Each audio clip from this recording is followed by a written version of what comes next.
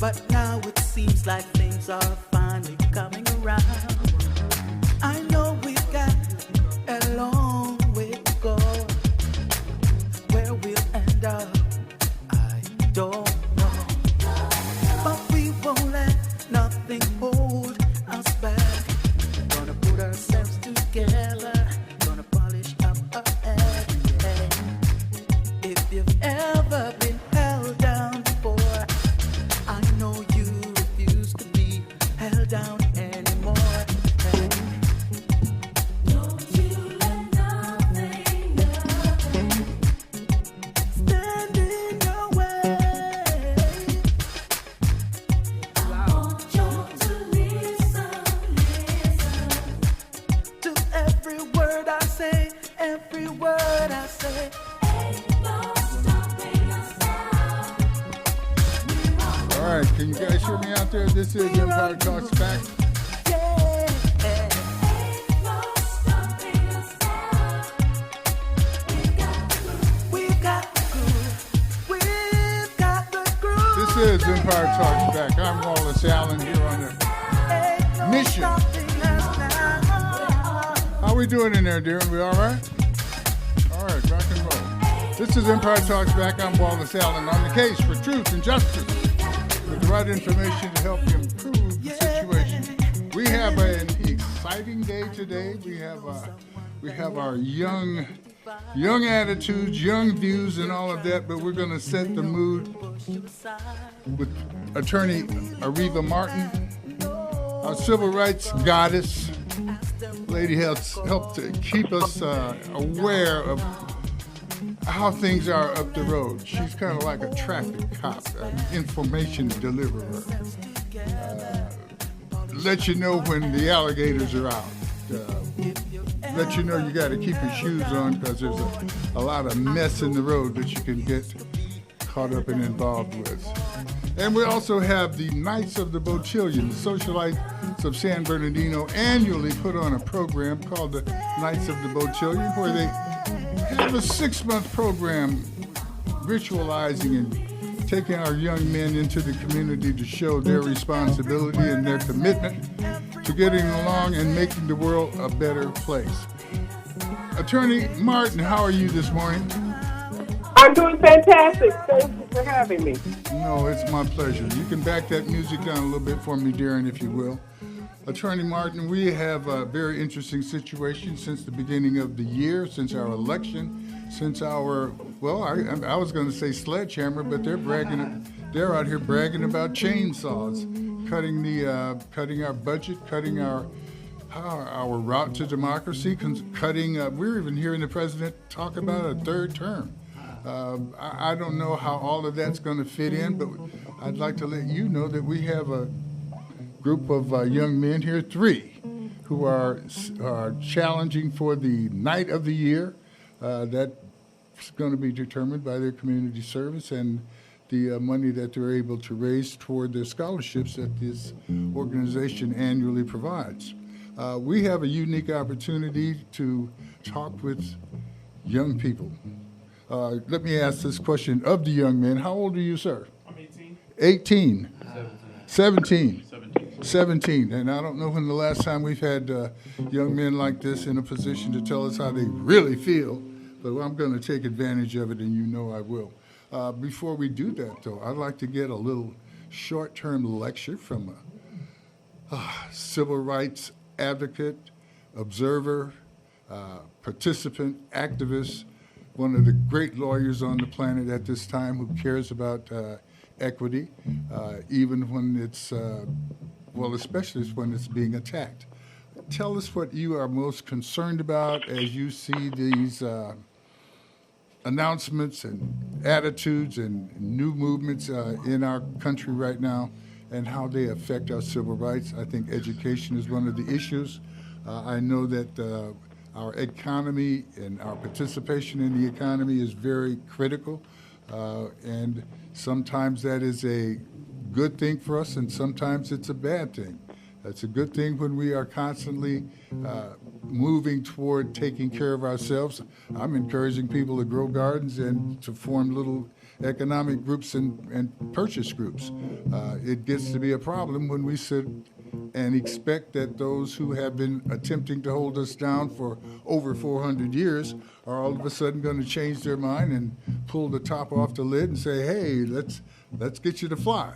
So with that, and introducing you as, once again, the goddess of civil rights, welcome to the show, Miss Areva, and it's on you.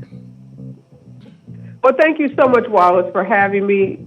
Thank you for the work that you do for raising these issues. You started this segment by saying the alligators are out, and I couldn't agree with you more. They are out, and we all need to be aware. What I'm thinking about most in this moment is the number of people that are not aware, the number of people that have their heads buried in the sand, who are going along with their lives as if business is usual, as if there's nothing here to see. And particularly young people. I really want young people like the ones you are talking to this morning and others to really appreciate the irreparable, meaning can't be undone, harm that is being done to our democracy, to our society. And it is up to those young people, it's up to all of us, no matter what age you are, to use your voice, use your platform to resist, to stand up, to fight back. Because we've never seen a authoritarian dictator like we see in the likes of Donald Trump and his sidekick, Elon Musk. It's a barrage of attacks on every system of government that's happening so quickly. A lot of people feel off kilter. A lot of people feel unbalanced. They feel overwhelmed. But now is not the time to cower. Now is not the time to capitulate. Now is the time to let this chaos fuel your imagination. That has been my mantra. Let the chaos fuel your imagination. Think about what you can do, where you are, using the platform that you have. I saw something this morning that said resistance movement by 3.5% of any population can be effective. That, for a country of our size, that would mean only 11 million people. If 11 million people took to the streets to protest, we could have a tremendous impact. We can turn around what we see happening in Washington. So I just want everyone to open their eyes, open their ears, read, be a discerning reader, and make sure you are tuned in to the attack. You talk about these young people getting college scholarships, $19 million in college scholarships that were given to HBCU students so that they could learn agriculture, so they could go into the business of farming, has been freezed and possibly cut forever from this administration for no reason other than this scholarship program has been labeled as DEI. And we know DEI is synonymous for this administration for black and for what's wrong in this country. So rather than celebrating our diversity and the tremendous contributions African Americans, Latinos, and others have made to this country, we are now under attack, under siege, and everyone needs to be aware of that. This attack takes many forms. As a matter of fact, I see us being inundated daily with so many distractive things that we tend to keep our eye off the prize because the prize seems to be shifting. But I'd like to see if we could lock ourselves down on a couple of things that definitely represent our prize. One of them is education. And certainly we have to have food and nourishment in order to make that happen. I'm encouraging people to grow gardens. I have a program that we will have specifically to discuss that and to manipulate our way into doing that without turning everyone into a farmer, but by facilitating those who do want to be farmers and our market to make it happen. The other is our money. Our economy, what we do with our money says so much about who we think our friends are.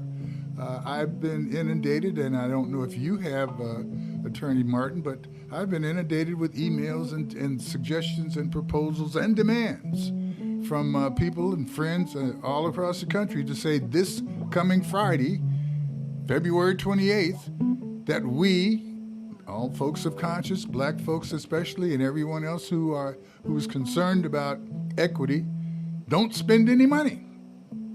The idea of boycotting the system and Target stores in particular. I've heard Walmart and a couple of other stores brought up, but Target seems to be the number one target, if you will.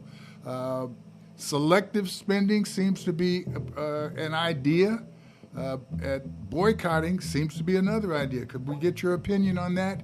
And then I want to introduce these young men and see how they feel about what their money is and just responding to the concerns you brought to the table. I think boycotting or using any form of resistance, and all forms of resistance are necessary in this moment. There's no one right way to voice our concerns or to voice our resistance. There's been a call for boycotts for certain stores like Target. There's a call for a national boycott on February 28th of all major retailers, restaurants, and other, establishments, large business establishments, as a way to just demonstrate that people have power.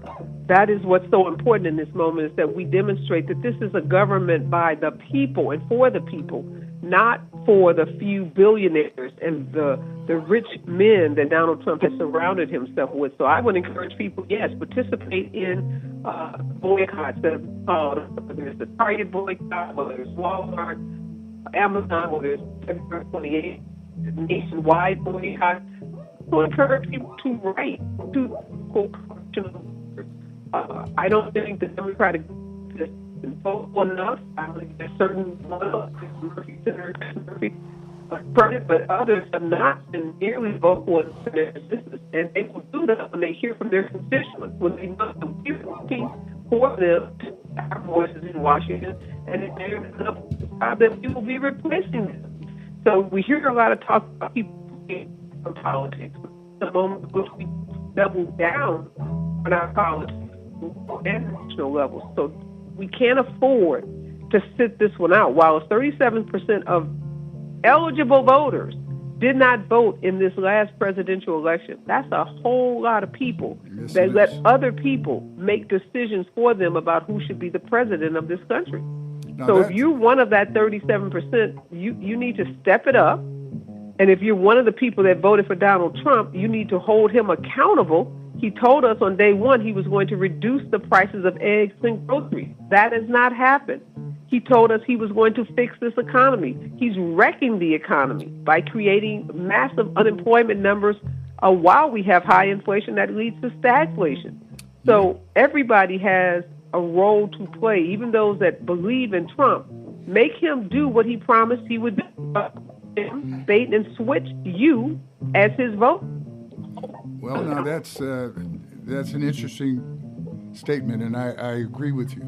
However, what we've got to look at is that paradox that you just mentioned, one of participation and one of resisting participation. As I speak to these young men, and I'm going to ask them to introduce themselves, tell us where you go to school, tell us if you've ever had the opportunity to not go to a party or not participate in something because it just was against your grain. And tell us also what type of things you did want to participate in because you were encouraged or you wanted that thing to be something that other people were involved in and proud of. And does that make sense? It does? Okay, you're a smart man. Just agree with me. That's how Trump picks his guys, so I'm going to pick you to speak first. Okay, my name is Joseph Allen Goree Jr. Say it slower. My name is Joseph Allen Goree Jr. I go to Wilmer Amina Carter High School. I have had many situations where I would like to go party, I would like to go out with friends, but in situations like that, it's not always safe. Due to certain people having certain ways, you cannot always just go out with people. You can't always. So you can boil that down to you got to be careful who you hang out with. All right. Okay, Joseph. Very good. Pull that mic up a little closer to you and tell us your name and where you go to school. I'm Brandon McIntosh Jr. Say it again, and take it slow, and be prideful.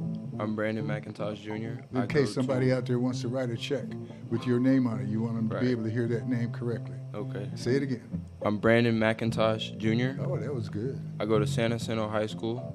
I'm also a four-sport athlete, so in my mind, I don't want to go to parties and go out and have fun like the kids in this generation say it's fun to go drink and smoke and stuff like that. That's not me. I'd rather go work on my craft so I can get to college in a better environment, be safe, and live my life on better like funding and stuff like that, and help out my community. Very good. So you're committed to self-development. Yes, sir. Okay, and we're going to talk to you about what that does for the rest of the community as we let him introduce himself.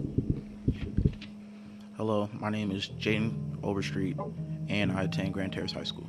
Grand Terrace High School. Yes, sir. Okay, and have you had this opportunity to deny your presence at certain places because you thought maybe that folks would get the wrong impression?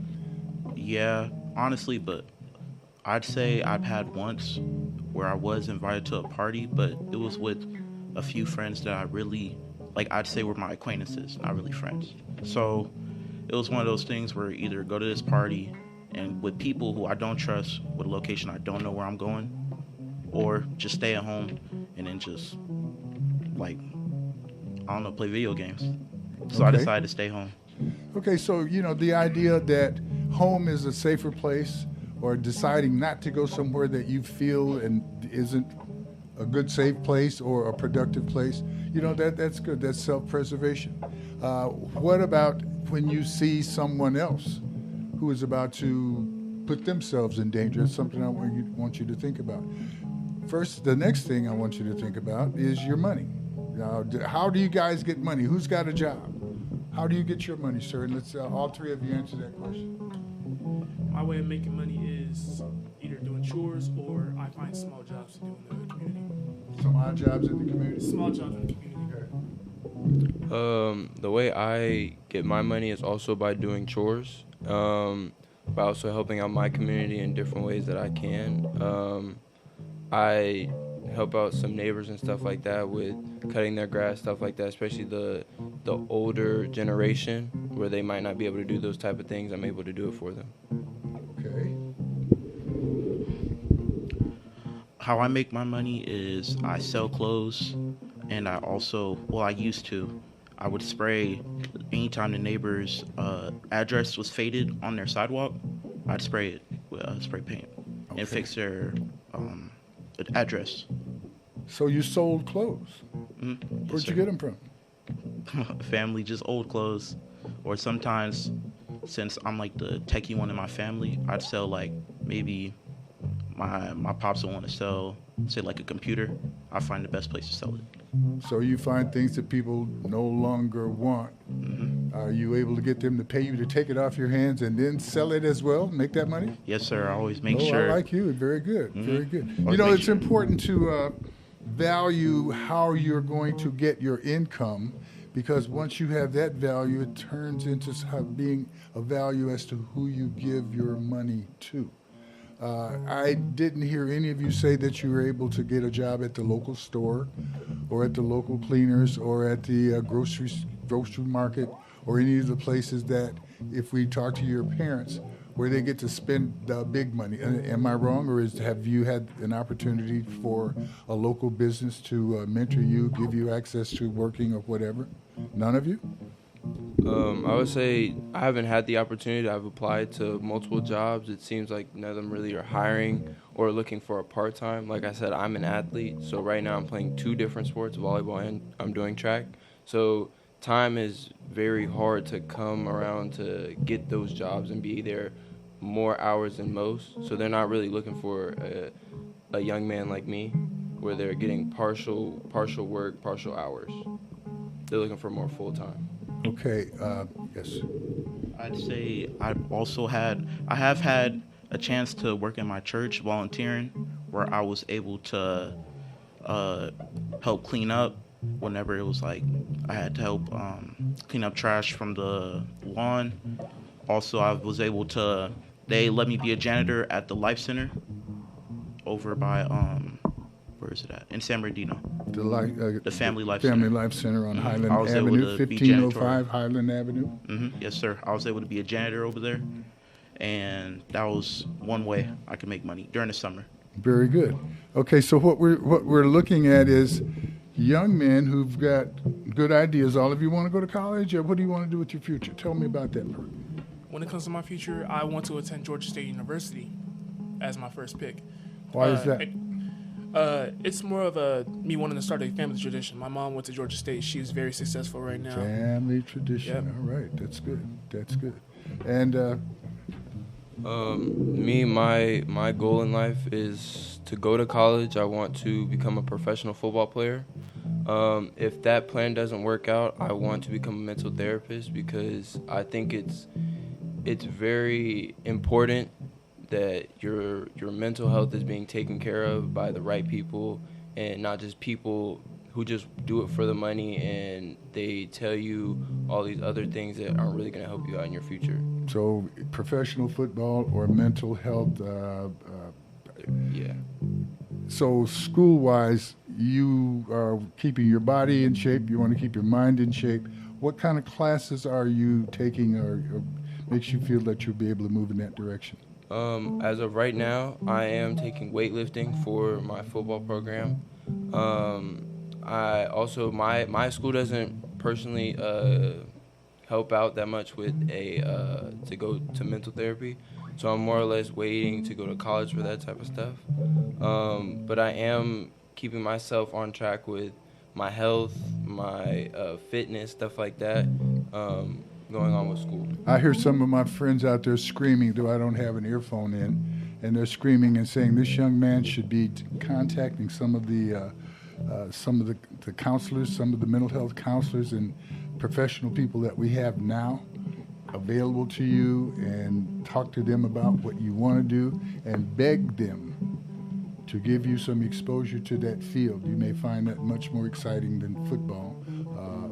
And besides, we all want to be friends with great football players who are making millions and millions of dollars and doing great things. I suppose Jaden Daniels is a hero for you?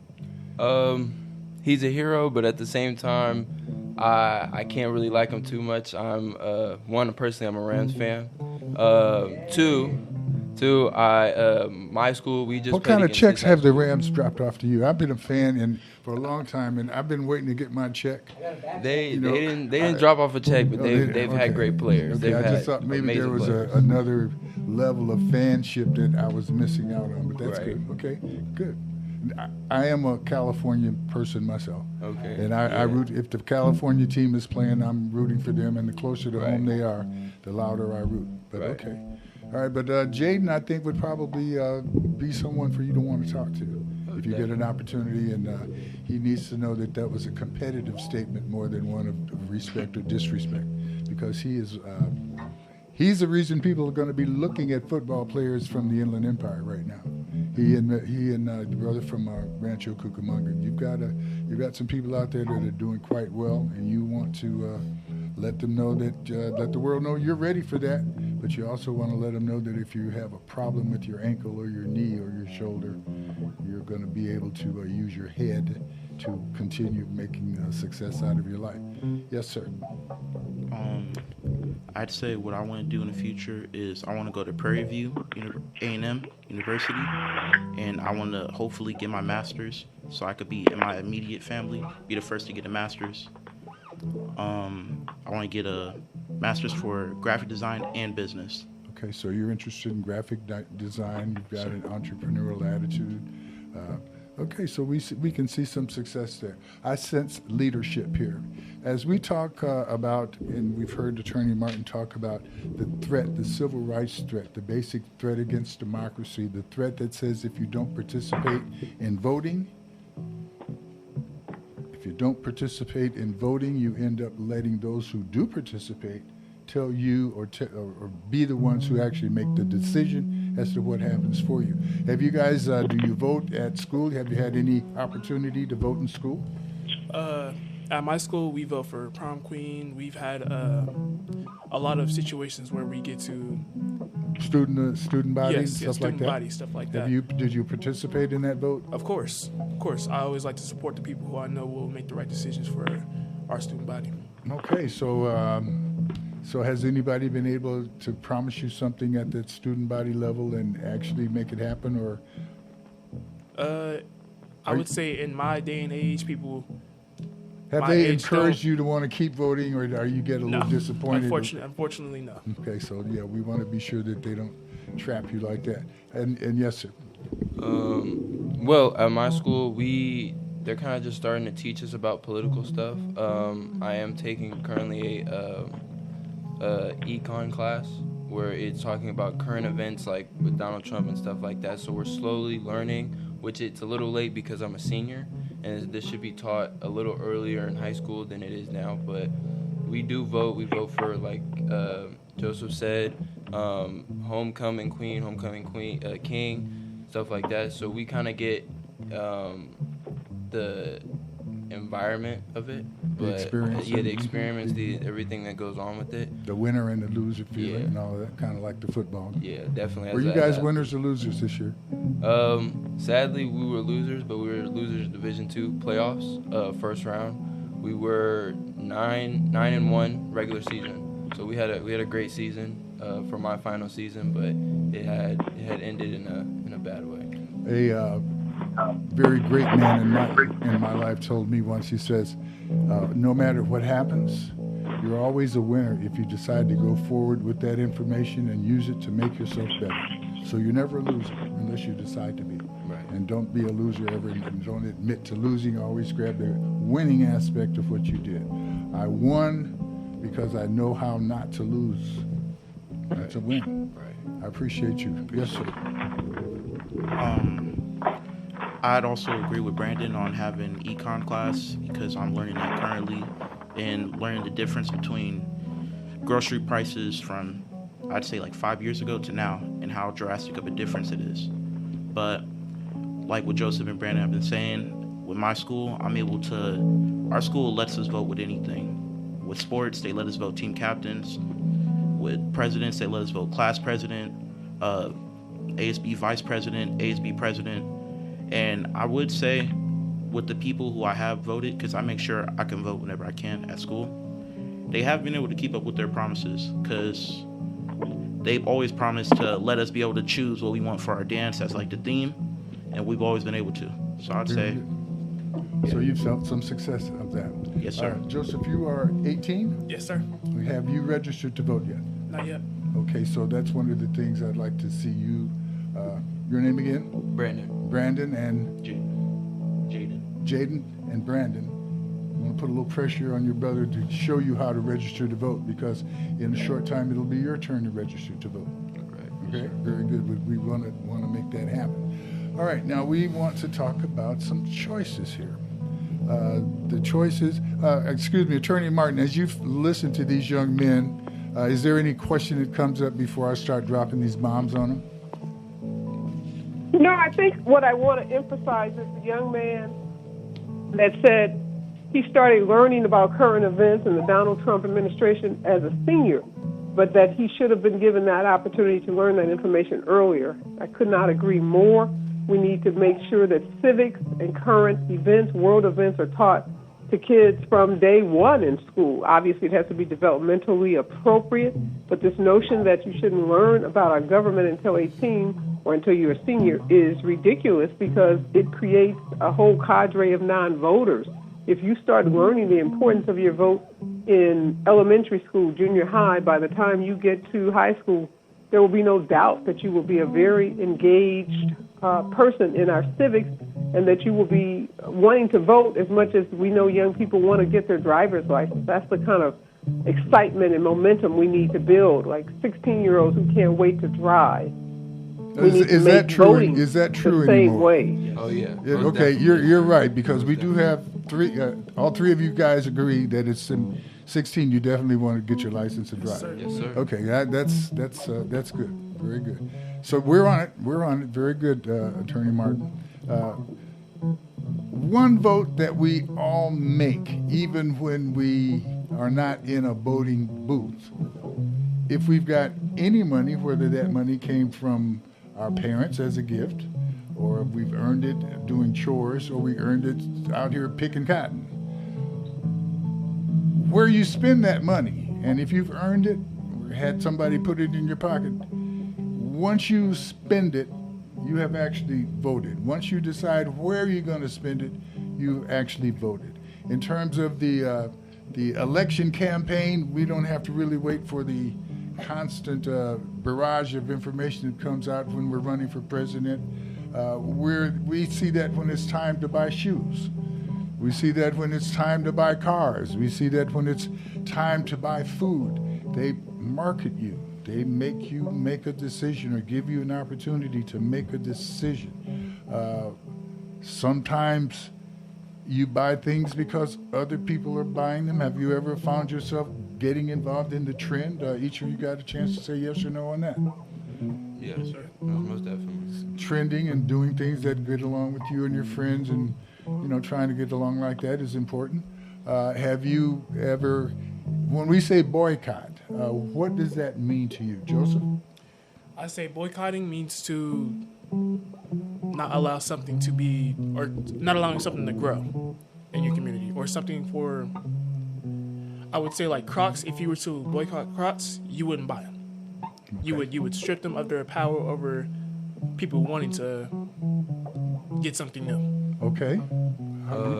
The way I would say boycotting to me is standing up for something you believe in, and that something might be like how Joseph said with Crocs. It'd be like Starbucks. If Starbucks is being overpriced or something about it just isn't right anymore, you would stop getting that thing and make them realize that their power over you isn't, like, it's not that big. Jaden? I'd say, to me, I feel like boycotting is standing up for something that you don't believe in and that you don't want to start trending and that you don't want people to be influenced by. Okay, do you see, what do you see being built from a boycott? I mean, what is being constructed in your community? Pride, unity? Are we helping develop those people who are really helping you by stopping those people that are hurting you or that you perceive to be hurting you? I would say it shows unity of the community by seeing everyone come together with this one thing they all believe in should be a different way, and it being something better. It seems like we could all still have one good opinion as like a community and not just all have negative opinions about the same thing. Attorney Areva Martin, one of the things that I have over a period of time developed in my thought patterns is that, yes, it's critical to let your adversary, oppressor, know that you will not continue to support their position, but that does not necessarily build up your ability to be mobile and powerful and move forward. I've suggested that one of the things that we want to do is, as they used to say on the streets, like who liked me. There are some businesses that support us. There are some businesses that reflect the morality that we want to promote. As we discuss a resistance, I think we also, if we are going to say we should stand up against something, we should have a place where we can go and sit down to support something. Selective spending. Could you discuss selective spending to some extent? Because I remember one of the first aspects of a so-called boycott was, if you can't work there, don't spend your money there. So can we expand on that thought a little bit? Well, that's what selective spending is. That's what boycotting is. The boycotts that are being called for now are from forth to stop spending your money at companies like Target that have walked away from their diversity, equity, and inclusion efforts. And selective spending, like you said, is finding those companies that you value. So whether it's small businesses, whether it's Black-owned businesses, Latino-owned businesses, women-owned businesses, to support those businesses with your spending in these big multi national corporations that have billions of dollars in sales that control so much of our economy is to say to them, until you align your diversity, equity, and inclusion policies with us, we are not going to support you. We're not going to spend money with you. We're going to boycott your company. We're not going to buy your products. We're not going to buy your services. To put all of this in perspective, in 1965, there was a civil rights law written. Affirmative action was brought into play. They had to change the wording on that because, as usual, when you try to correct things, the reason that they weren't correct in the first place is because there's people who support the imbalance, the lack of equity, the lack of inclusion, the lack of diversity. So we have been through a period where it appeared that civil rights were on the move, or the right to be included was being increased, and things were moving along. And all of a sudden, we now have this major attack on diversity, inclusion, and equity. And I think the call for these boycotts is based on certain stores saying, okay, you're right. I think maybe we don't need to be concerned about hiring black folks and brown folks and Asian folks and folks who have different gender ideas about who they can love and stuff like that. I think we should just go on and respect that super white man attitude, because I think that's exactly what the anti-diversity move is about, a super white man be in charge attitude. Am I being too strong with that description? No, that's exactly the description. We are fighting against white supremacy, and the powers that be desire to make whiteness at the top of the hierarchical structure. From our perspective, Wallace has always been there, but they want to ingrain that in our Constitution. They want to ingrain that in federal policies in ways that we haven't seen since before the civil rights movement of the 1950s and 60s. So anyone who thinks that this is not about rolling back our rights and freedoms that we had during that time period, they are mistaken. And people need to be very clear-eyed about what this agenda is. It's in Project 2025. If your students haven't had a chance to do so, they should Google Project 2025. They should read it, and they should become educated about the agenda that the Trump administration has. Have you young men been exposed to the Project 2025 information about that? I would say I have been exposed to it, but not by my school. I've been exposed to it by social media like TikTok, Instagram, Twitter, stuff like that. Has it been brought to you as something to admire or something to be weary of? I would say it was something to be weary of. Okay. And in that light, what, as young men facing the same thing that my father faced and his father, white supremacy, and we're not trying to go out and get guns and shoot everybody, but we have to have some kind of commitment that describes a love for self and a love for people who look like us, and an understanding of why the poison pill of white supremacy settled so easily and quickly in the minds of our fellow citizens. There's no justification for it, but there seems to be a reason that rolls in their heart as soon as they throw a little water on it, as soon as they see a strong man, Mr. Trump. And I say strong, I say slick, I say cunning, I say extremely crafty, a person who is manipulative, the perfect type of cult leader. And I think that he's been able to capture people and bring them under his shadow, under his umbrella, because that seed was already in them, and he's been able to nurture that seed. All of us have preferences, prejudices, but that doesn't necessarily turn us into people who are willing to deny other people their right. How do you feel, or how can you deal with the idea of power when it's your turn to be in charge? I'm not sure how to say this, but how do you feel about dealing with people who've broken the law? Do you believe that even an illegal law or inconvenient law should be followed? Could you like elaborate on that a little bit? Elaborate on that a little bit? Okay. You have been told that you cannot come out and protest the fact that we have just fired the chief of staff, or the general, a black general that is in charge of all of the military, because he's too diverse. I just don't. I want to be comfortable with someone that's my military general, my right hand, my person over the military, so that when I tell them to do something, they do what I tell them to do. Do you know enough about civics to challenge that thought?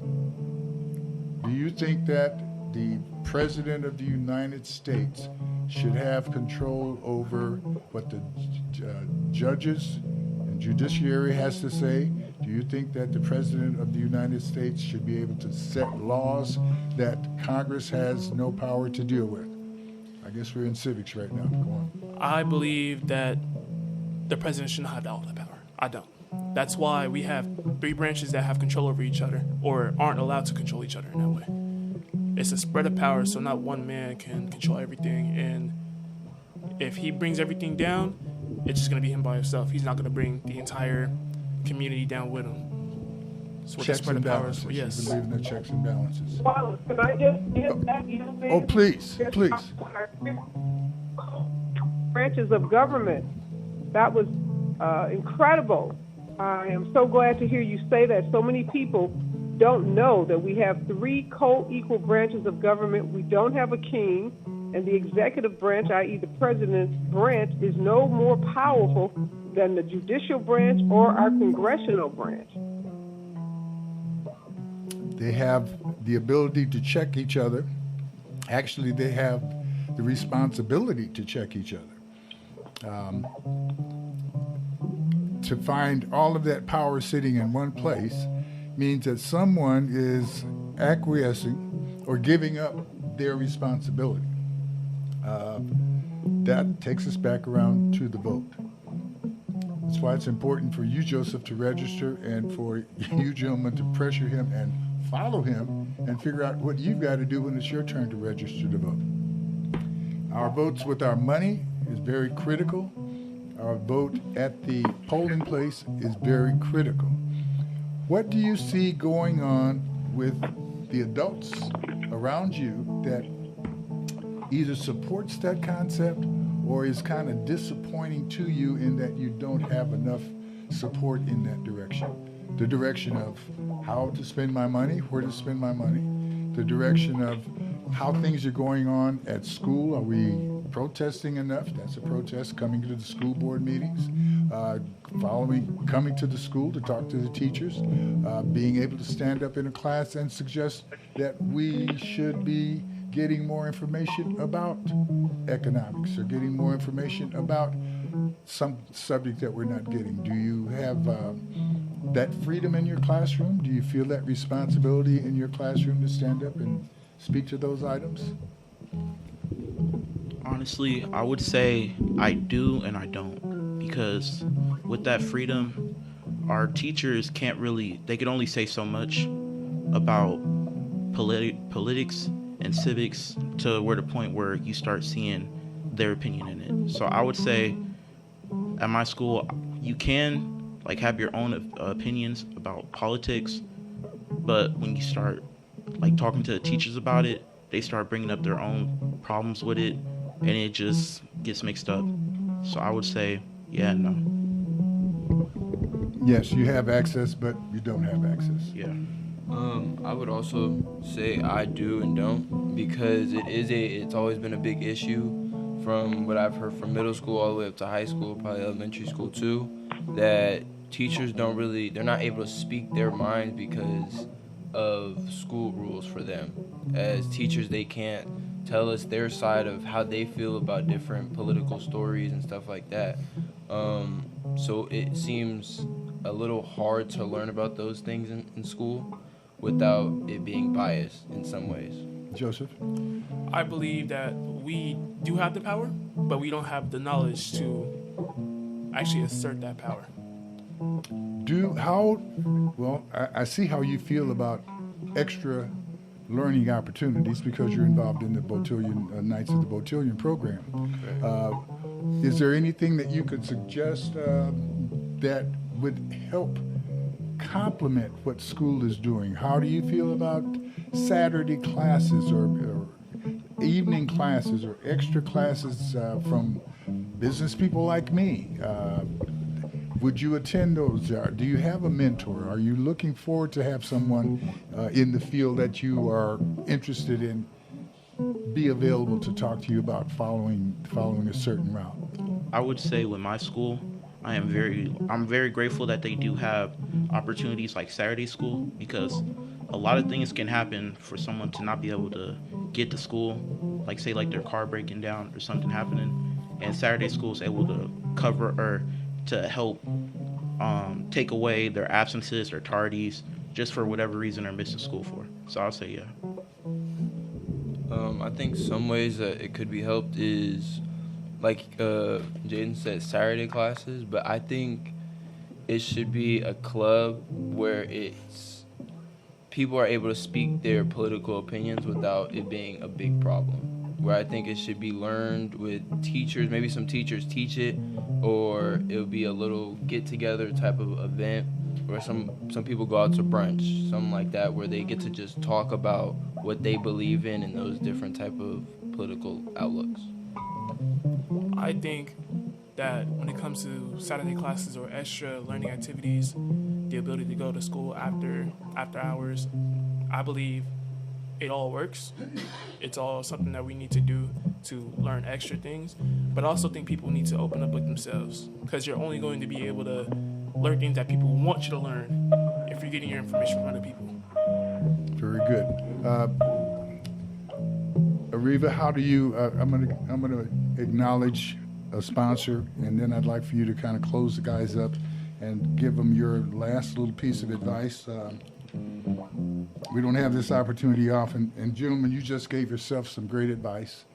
The fact that you would like to see more input for you at this age, and from people who are older and in a greater position of view, you have people behind you, younger than you, who look up to you, who are able to benefit from your experience. So I suggest that maybe as we talk about a Saturday school, we may try to do something that would allow you to be the teachers, the instructors, the leaders of a group like that. And I would like to thank, special thanks to San Bernardino County Superintendent of Schools, California State Assemblyman James Ramos, California State Assemblyman Dr. Goree Jackson, for their support of Empire Talks Back during this Black History period. And they have sponsored today's program.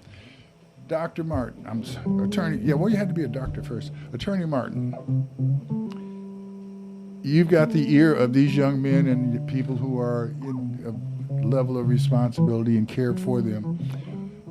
What have we said? First of all, I just want to congratulate all of them. They seem like just amazing young leaders and the kind of leaders that we need leading us in the future, both whether it's in politics or government, sports and entertainment, healthcare professions. We are going to need strong, independent thinkers, individuals who can think for themselves, individuals who are not afraid to take bold stances, and folks who are not afraid to stand up for what's right. And it sounds like, from what I've been listening to for the last hour, all three of your guests this morning meet all of those criteria that I've laid out. And I just want to encourage them to keep their eye on the prize, keep working towards their education, keep having a spirit for giving back to their community.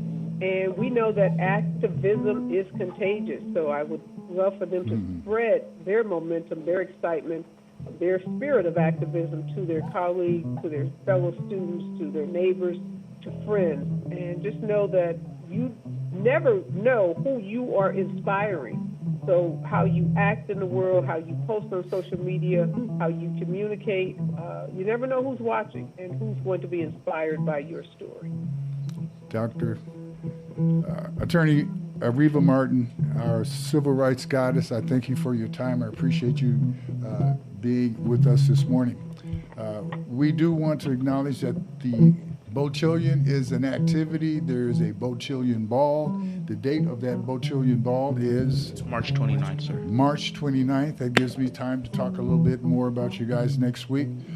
You gentlemen are each trying to get people to support you in terms you're selling advertising in your Beautillion. Yes, sir. For Sir Night of 2025. Yeah, you would all like to be Sir Knight. I'd like to see all three of you have a tie, and all three of you get something that would indicate that you're all three wonderful young men, and you're all Sir Knights.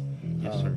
There is something you can do to support these young men. You can send some money. I'd like for one of you to tell people where that money can go, how they can send it.